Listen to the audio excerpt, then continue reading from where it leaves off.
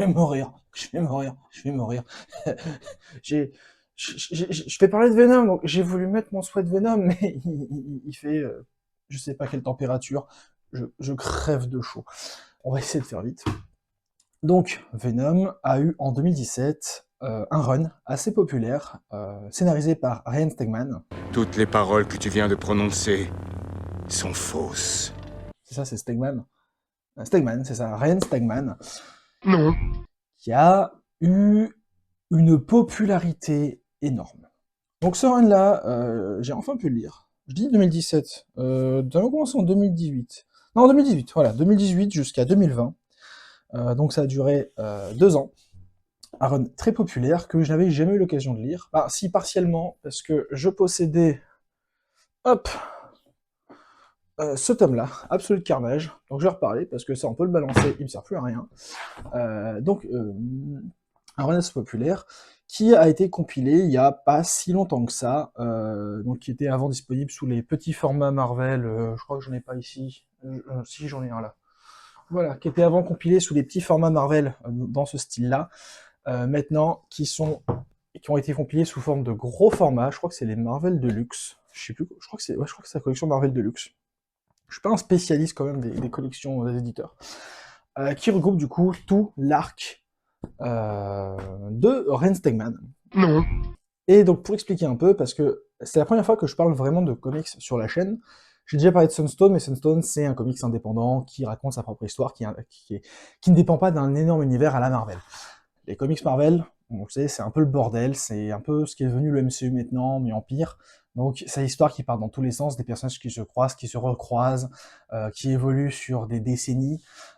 Du coup, bah, ce comics-là, ça arrive très tardivement. Quand on connaît pas Marvel, c'est compliqué. Donc je vais essayer de résumer un petit peu ce qu'il y a besoin de savoir pour comprendre ce comics Venom, avant de parler vraiment du comics en lui-même. Venom, c'est une substance extraterrestre qui à la base était liée à Spider-Man, donc Peter Parker, qui le rendait plus fort et plus violent. Il s'en est débarrassé, sauf que c'est tombé entre les mains d'Eddie Brock, un journaliste qui a fait une énorme faute professionnelle et qui s'est fait gauler à cause de Peter Parker et de Spider-Man, et du coup qui en veut à Peter et à Spider qui cherche à les tuer.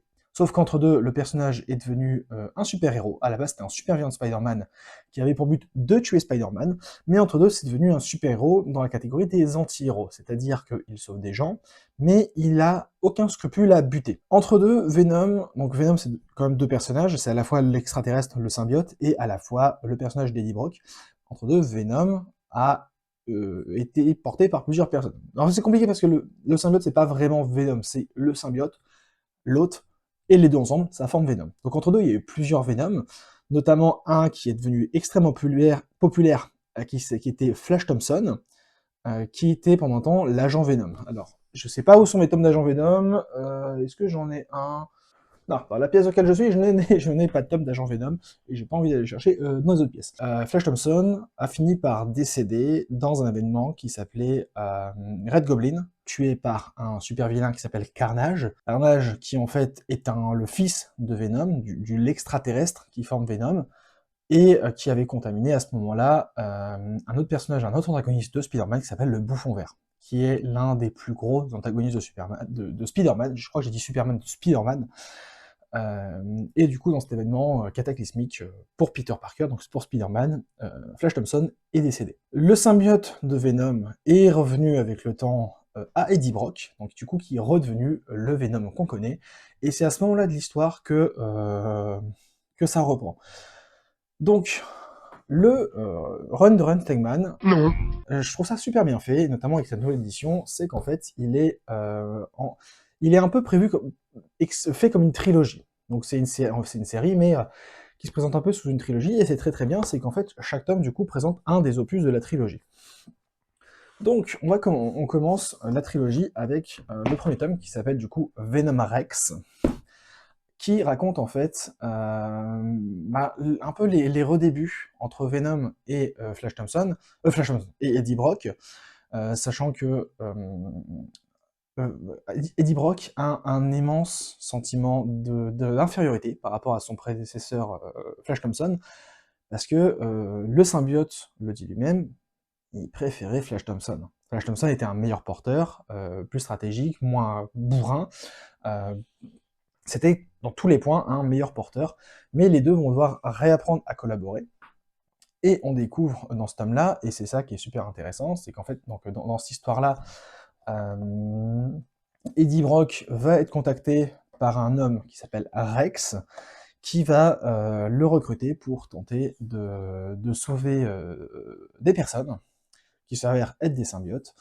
Et en fait, Rex voulait recruter Venom, mais voulait recruter Flash Thompson, et non pas Eddie Brock. Malheureusement, bah, il se contente de ce qu'il a. Et rapidement, dans le tome, on va découvrir que sur Terre existait un dragon qui s'appelle Grendel, et qui en fait est un symbiote, lui aussi, donc un extraterrestre. Et malheureusement, ce symbiote vient d'être réveillé sur Terre, et Venom va devoir l'affronter avec d'autres super-héros. Mais il y a plusieurs petits twists, c'est qu'en fait ce symbiote Grendel est lié à une entité qui s'appelle Knull, qui est en fait le dieu des symbiotes, donc un des dieux originaux, qui était là avant la création de l'univers, qui a créé les symbiotes. On découvre dans ce tome-là en fait comment les symbiotes ont été créés, pourquoi les faiblesses historiques des symbiotes sont le son et le feu, qui sont liés au fait que littéralement ce dieu Knull les a forgés. Du coup, entre le son de la forge et la flamme de la forge, les symbiotes en ont peur. Et qu'en fait, ce dieu était tellement maléfique que les symbiotes eux-mêmes se sont rebellés contre lui pour l'enfermer. Mais qu'en fait, avec Grendel, l'arrivée de Grendel, ça commence à réveiller ce dieu. Du coup, en fait, dans ce premier tome Rex, ce tome en fait permet d'introduire Grendel, permet d'introduire surtout Knull en tant que future menace qui va ensuite arriver dans l'univers Marvel. Donc ça, c'est la côté super-héroïque histoire, mais c'est pas le côté que je trouve le plus intéressant, c'est qu'en fait, dedans, on va développer plus Eddie Brock, du coup, qui est un ancien méchant, qui essaye de redevenir gentil, mais avec ses méthodes, et qui va en fait découvrir qu'il a un fils. Un fils qui a été de sa défunte femme, qu'il a eu avec sa défunte femme, qui, pour rappel, dans les comics, s'est suicidé. Voilà, à cause de Venom, s'est suicidé à cause de Venom. Donc du coup, il va apprendre qu'il a eu un fils avec cette femme, qui a en plus été élevé par son père, donc le père d'Eddie Brock, qui est un connard qui a toujours battu son fils et son petit-fils, et il va devoir apprendre à devenir un père vis-à-vis de cet enfant qu'il ne savait même pas qu'il avait. Et qui doit lui servir de modèle, sachant que Venom, niveau super-héros, c'est pas le meilleur des modèles.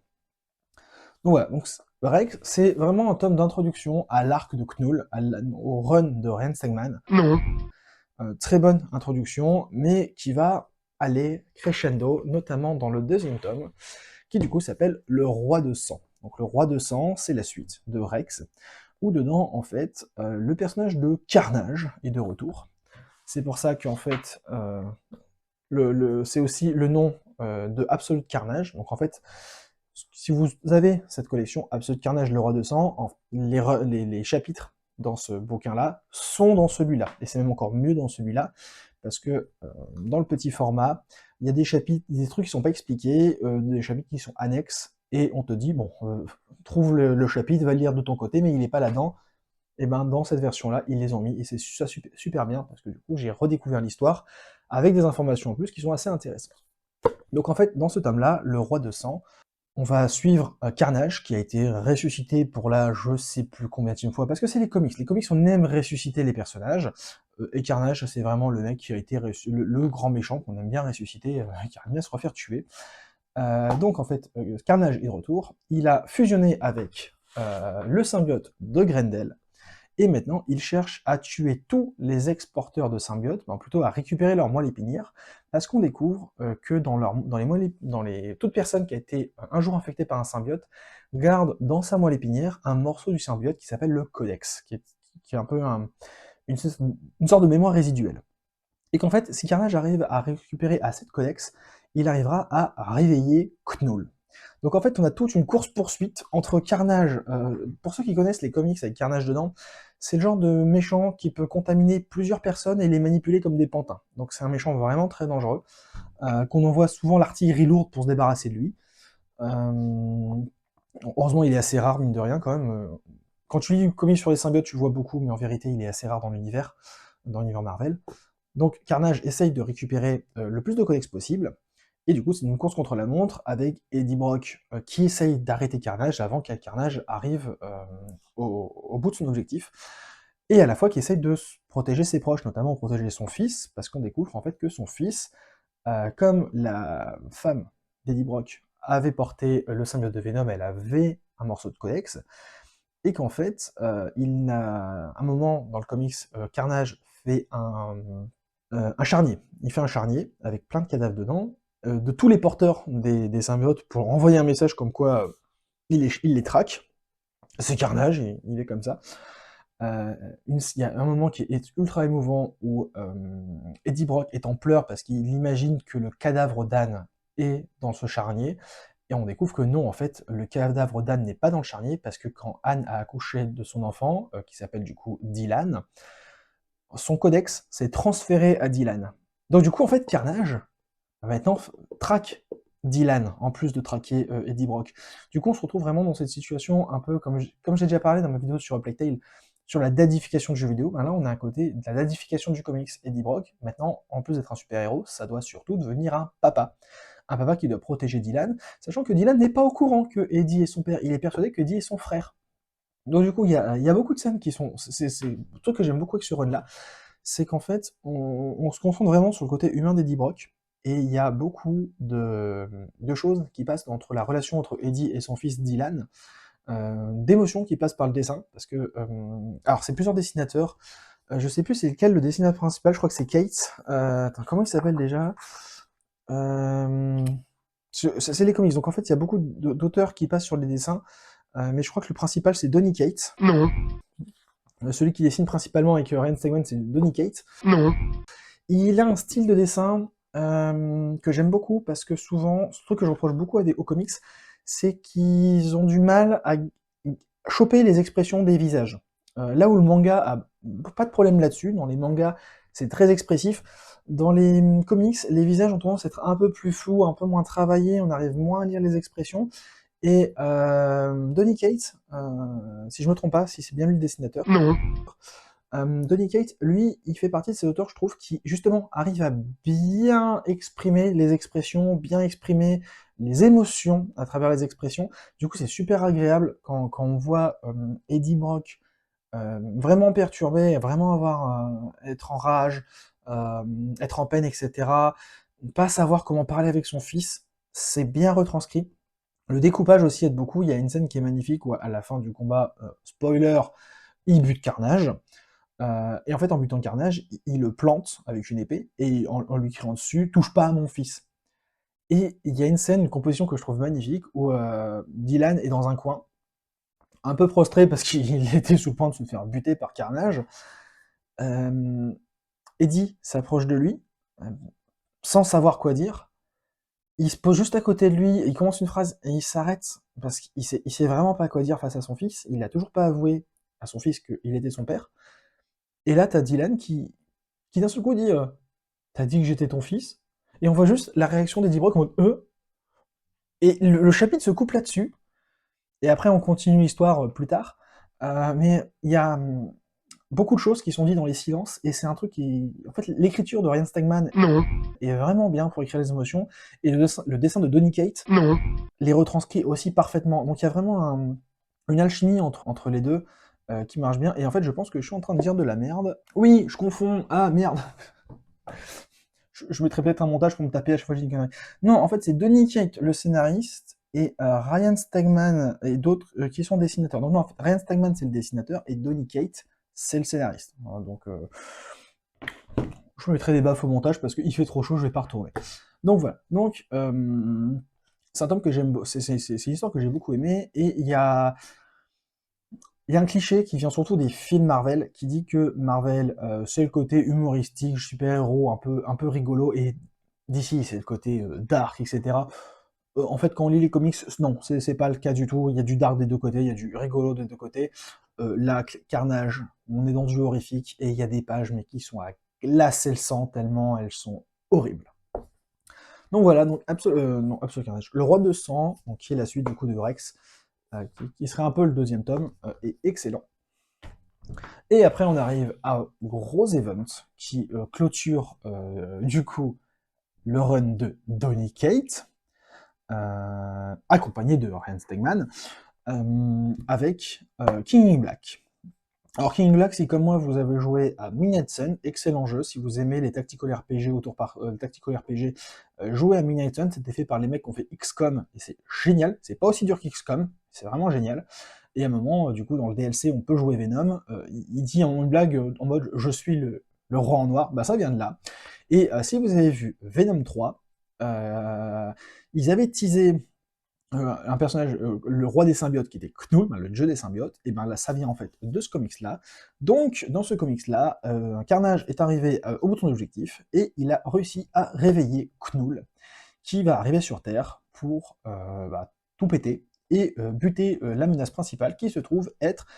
Dylan, qui se trouve être Dylan, parce qu'on découvre en fait que Dylan, il peut maîtriser les symbiotes. Donc en fait dans ce tome-là, Knull arrive sur Terre après une petite aventure dans le multivers de Venom qui est plutôt sympathique, mais un peu secondaire. Mais enfin voilà, Knull arrive sur Terre, Venom a prévenu les Avengers se préparent, les X-Men se préparent, quasiment tous les héros de la Terre se préparent, Tony Stark il a un plan, il a plusieurs plans pour empêcher Knull d'arriver, Knull passe à travers toutes les défenses de l'humanité en quelques minutes. Voilà, c'est catastrophique. Knull arrive, il rase les Avengers, il rase les X-Men, il one-shot Sentry, alors que Sentry est connu dans les comics pour avoir one-shoté Carnage, et bien Sentry se fait one-shotter par Knull. Venom tente de l'affronter, Venom se fait one-shotter, et tout le reste d'histoire, c'est vraiment réussir à arrêter Knull. Avec, vraiment on arrive au maximum du développement des personnages, entre Venom, Eddie Brock, qui doit vraiment cette fois devenir un héros et non plus arrêter de douter en fait s'il est un héros ou pas. Dylan qui veut aider et qui tout le monde essaie de protéger. Le retour de Flash Thompson, parce que c'est les comics, les personnages restent jamais morts très longtemps, bah là on a le retour de Flash Thompson. Du coup, de très bons moments, parce que du coup, Flash Thompson et Eddie Brock, comme Eddie Brock se compare tout le temps à Flash Thompson parce qu'il est moins bon que lui, bah on découvre qu'en fait, oui, c'est pas les mêmes Venom, ils ont chacun leurs qualités, leurs défauts, et effectivement, Flash Thompson est un meilleur Venom qu'Eddie Brock, il est plus réfléchi, il est plus tactique, le mec c'est un militaire, là où Eddie Brock, c'est un gros bourrin, c'est juste un ancien journaliste bodybuilder, il fonce dans le tas, il est pas extrêmement malin, mais il essaye d'avoir vraiment du cœur. En fait, ce comics-là, il est moins sur l'émotion, moins sur le développement des personnages, parce qu'en fait, les personnages sont assez séparés. Pour une grosse partie du tome, Eddie Brock est mort, Dylan est enfermé dans un bunker, on voit juste les Avengers se faire massacrer. Bon, après, il y a la partie multivers qui développe qui développe pas mal quand même leur attachement entre les deux. Mais voilà, mais une fois que nous est là, c'est vraiment un enchaînement d'actions, de comment réussir à renverser la situation. C'est assez cool à suivre, mais après, c'est clairement le comics. Tu veux ta dose de testostérone super-héros, tu as ta dose de testostérone super-héroïque, avec un moment un Venom qui obtient des pouvoirs divins pour réussir à affronter Knull. Bon, c'est assez connu maintenant, ce run a bientôt 10 ans. Hein. Voilà, donc un Venom qui devient un dieu pour affronter Knull, c'est fan service as fuck, mais oh, ça marche, c'est bien écrit, parce que derrière, on a quand même passé 2 tomes à nous expliquer les personnages, à nous les mettre en place. Allez, là, on peut lâcher les gaz, on peut aller sur le super-héroïque. Comme on rigolait avec des potes, il y a une image qui est assez connue de ce tome-là, où à un moment, t'as Venom qui nous fait une Captain America qui commence à prendre Mjolnir et se battre avec. Donc, alors pas Venom, Eddie Brock. Eddie Brock qui commence à prendre Mjolnir et se battre avec, donc Eddie Brock est digne. Est-ce que quand le personnage de Venom et d'Eddie Brock ont été créés, est-ce qu'on aurait un jour pensé qu'Eddie Brock soit digne? Je pense pas, pas du tout. C'est fan service. Beaucoup de gens, à mon avis, ont dû râler sur le fait qu'ils aient décidé que Eddie Brock soit digne, que être digne aussi dans les comics, ça veut plus rien dire, parce que quasiment tous les super-héros ont été dignes à un moment. Voilà. Ça repose un peu sur, quand même, sur du lore qu'il faut un petit peu connaître, mais c'est toujours pour truquer les comics. Faut se lancer dans les comics et accepter qu'on va pas tout comprendre. Genre, savoir qui est Captain Universe. Je sais qui est Captain Universe parce que je lis des comics. J'en ai pas lu beaucoup avec Captain Universe, mais j'en ai déjà lu avec Captain Universe dedans. Si tu sais pas qui est Captain Universe, qui est quand même assez important dans l'histoire, Bon, c'est comme si t'arrivais dans Avenger Endgame, tu connaissais pas qui était Captain Marvel, elle arrivait, elle se battait contre Thanos. Bah là, c'est pareil, tu sais pas c'est qui Captain Universe. Tu le découvres un peu, bah, tu prends le train en route, tu files. Pareil, t'as le surfeur d'argent à un moment, tu sais pas qui c'est le surfeur. Si tu sais pas qui est le surfeur d'argent, tu comprends pas qu'est-ce qu'il fout là. Il est assez important aussi pour le scénario. Voilà, il y a pas mal de choses. Si tu connais pas les comics, tu peux être un peu perdu, mais c'est pas grave. C'est les comics, il faut se lancer dedans, accepter de pas tout comprendre, faire des petites recherches à côté. On a Internet pour ça. Je pense même. Alors, mieux vaut faire ses recherches soi-même quand même, mais même ChatGPT, il peut vous faire des résumés pour réussir à comprendre l'histoire. Si j'ai un défaut quand même que je trouverai à cette trilogie, euh, un des gros défauts que je trouverai à cette trilogie de King in Black, donc du run de Donny Cates, c'est que il y a un personnage qui s'appelle le créateur, je crois. Est-ce que c'est écrit vite fait sur les dos des tomes? Je crois que c'est les créateurs. En gros, on a une version alternative de Mister Fantastic, d'un autre univers, qui est un mec complètement starbé, qui essaye d'étudier les symbiotes, et qui est un antagoniste allié de fortune. On va dire que là, dans le premier tome, comme antagoniste, on a Gandalf, dans le deuxième, on a Carnage, dans le troisième, on a Knull. Mais en fait, dans les trois tomes, il y a cet antagoniste, le créateur, qui est toujours un petit peu là. Tu sens que les scénaristes, ils veulent faire quelque chose avec ce personnage-là, mais c'est pas là-dedans. En fait, on te le développe, on te met en place que bah, un coup, c'est un ennemi d'Eddie Brock, un coup, c'est un allié de fortune, puis ça redevient un ennemi, puis un allié de fortune. Ah putain, il nous a trahis. Voilà, puis il disparaît, donc t'apprends qu'il est reparti dans une autre dimension, tu sais pas qui c'est, tu apprends qu'il y a un, comment ça s'appelle? Un conglomérat, une espèce de groupuscule de Mister Fantastique, d'univers parallèles qui complotent un truc dans l'ombre. Tu dis, ok, il y a un truc qui va quelque part, et en fait, tu finis la trilogie, et ben on sait pas. Voilà, même les personnages le disent eux-mêmes, fait, ben, le créateur, il a disparu de l'histoire d'un coup. Il est pendant le début de King in Black, il a disparu dans une autre dimension. Ils en ont conscience qu'il y a ce problème-là qui est toujours là, mais ben, on sait pas ce qui devient. C'est c'est un peu le point noir, je trouve, de cette trilogie, c'est ce personnage-là. J'ai pas compris son intérêt. Alors oui, à un moment, t'as la machine pour récupérer les codex, mais pour créer une machine, pour récupérer les codex, est-ce qu'il y avait besoin de choper un Red Richard, un univers parallèle pour créer une machine? Il y a Iron Man pour ça, donc il y a Tony Stark, qui est en plus très présent, notamment dans le dernier tome. Il est dans les Avengers, il est très présent. Donc il y a Tony Stark qui est là pour ça. Tu peux, alors je sais pas où sont les X-Men les 4 Fantastiques, je suis pas du tout. Donc est-ce que le Red Richard des 4 Fantastiques est encore présent? Est-ce qu'il est mort? J'en sais rien. Et des personnages intelligents. Tu peux demander à Peter Parker, sachant que dans alors, je crois que Peter n'a plus Parker Industries à ce moment-là. Mais dans Le Roi de Sang, Venom et Spider-Man font équipe, sachant que Venom sait que Spider-Man est Peter Parker et inversement. Donc il y a plein de personnages intelligents dans l'univers de Marvel. Pourquoi vous avez sorti le créateur et qui finalement, dans cette histoire, ne sert à rien et aurait pu être remplacé par Iron Man? C'est le gros défaut que je trouverais à cette run.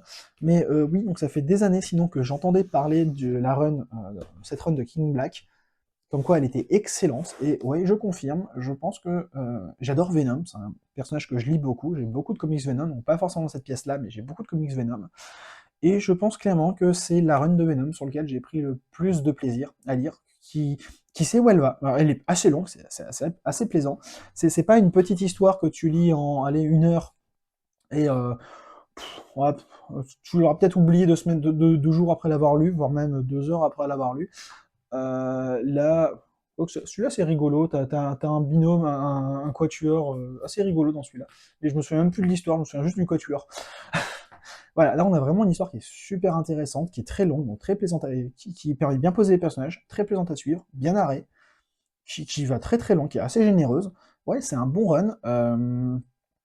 Alors, au défaut, mais qui n'est pas de la faute de ce run-là, mais là, c'est un défaut hypothétique, je vais dire ça, parce que là, j'en sais rien.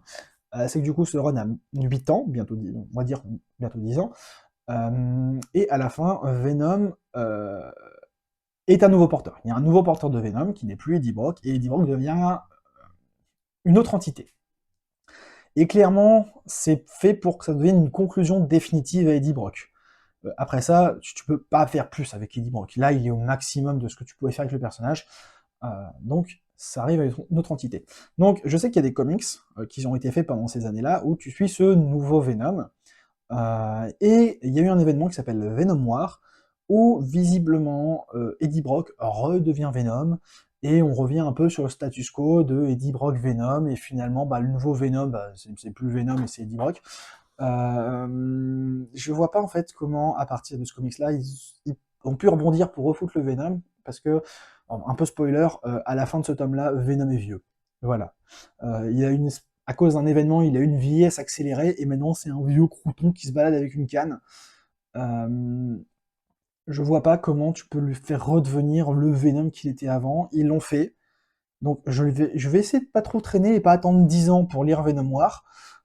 Mais voilà, je suis curieux de lire Venom War. Je vais peut-être aussi lire d'autres trucs de Venom avec le nouveau Venom entre deux.